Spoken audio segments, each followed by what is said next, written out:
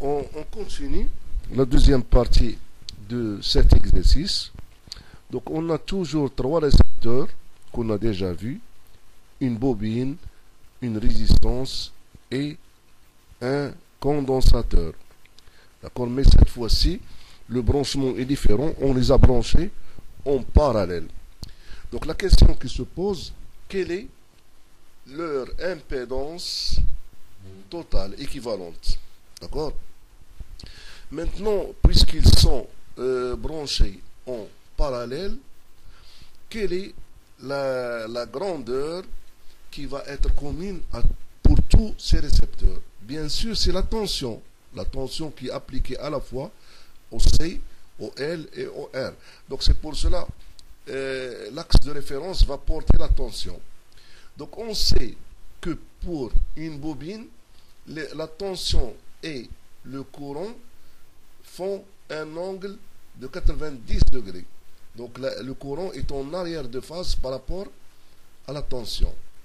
Au contraire, pour un condensateur, également, ils font la tension et le courant dans le condensateur, ils font un angle de 90 degrés, mais le courant est en avance de phase par rapport à la tension.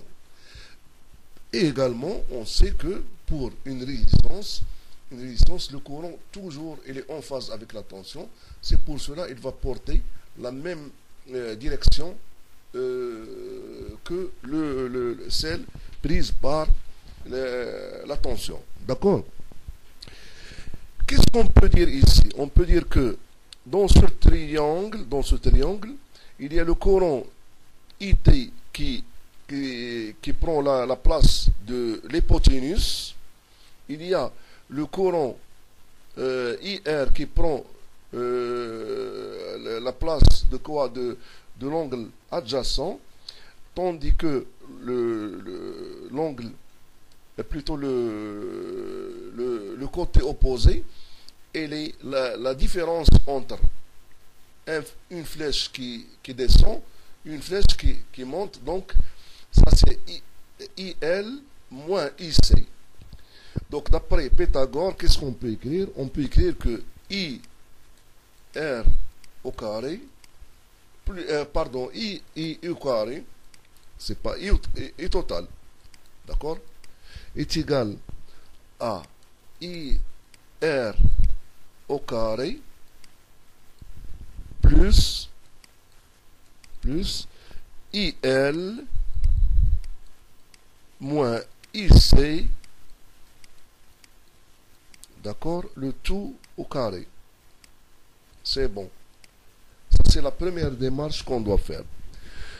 Or, on sait, puisque les trois récepteurs subissent la même tension, on sait que IR, ça veut dire le courant dans la résistance, c'est la tension efficace sur R. C'est U sur R. IL, le courant dans la bobine, c'est quoi? C'est la tension efficace sur la réactance de la bobine. C'est U sur L oméga. Et enfin, IC, c'est quoi? Également, c'est la tension efficace sur la réactance. Donc, sur 1 sur C, ça va nous donner U fois C oméga. D'accord? On porte tout ça au carré. Et le courant total, c'est quoi? C'est la tension efficace sur l'impédance totale qu'on cherche, qu'on n'a pas. Donc, le courant total au carré, c'est U sur Z au carré, est égal à U sur R au carré, plus U sur L oméga au carré, moins U fois C oméga au carré. D'accord? On va simplifier par I au carré. Qu'est-ce que ça va donner? on va avoir 1 sur Z au carré, l'impédance totale, est égal à 1 sur R au carré, plus 1 sur L oméga, moins C oméga au carré. Ce qui donne finalement, total, I est égal à quoi? Est égal à la tension sur l'impédance qu'on vient de calculer, ce qui va nous donner un courant de 4,56 ampères.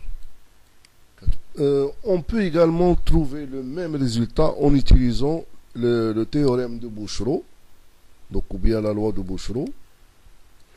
On a dit la loi de Bouchereau, qu'est-ce que ça veut dire?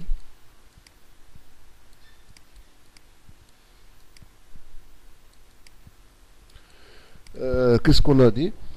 On a dit que Bouchereau, il a dit que les puissances actives s'ajoutent, les puissances réactives s'ajoutent.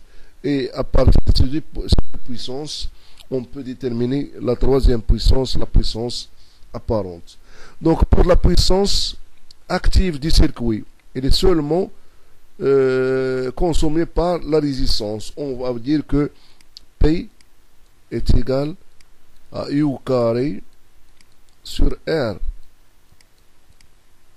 D'accord? Pour la puissance consommée par, la puissance réactive consommée par la bobine, on va l'appeler QL. C'est la puissance, plutôt la tension au carré sur la réactance. Pour le condensateur, QC est égal à quoi? Est égal à, c'est une puissance qui est négative tout d'abord, et elle est égal à la tension au carré sur la réactance de la bobine. Donc sur la réactance, ça donne C oméga. D'accord? C oméga. Donc moins U au carré fois C oméga. D'accord?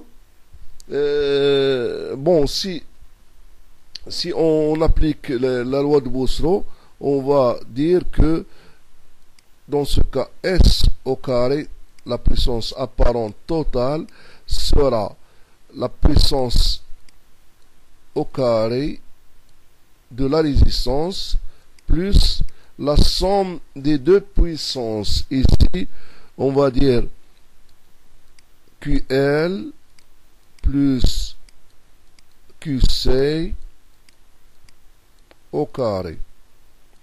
D'accord? Qu'est-ce qu'on va avoir? On va avoir S au carré, c'est quoi? S, c'est U au carré sur l'impédance totale, le tout au carré, est égal à la puissance au carré, c'est U4 sur R au carré, plus cette puissance plus cette puissance, ça va donner U4, facteur de quoi? Facteur de 1 sur L oméga moins C oméga au carré.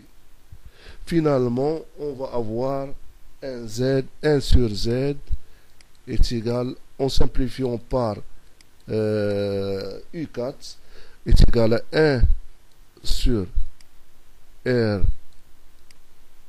au carré plus 1 sur L oméga moins C oméga au carré et est tout sous la radicale. D'accord. C'est le même résultat qu'on a obtenu par l'autre méthode. Donc, on fait point final pour cet exercice et à bientôt.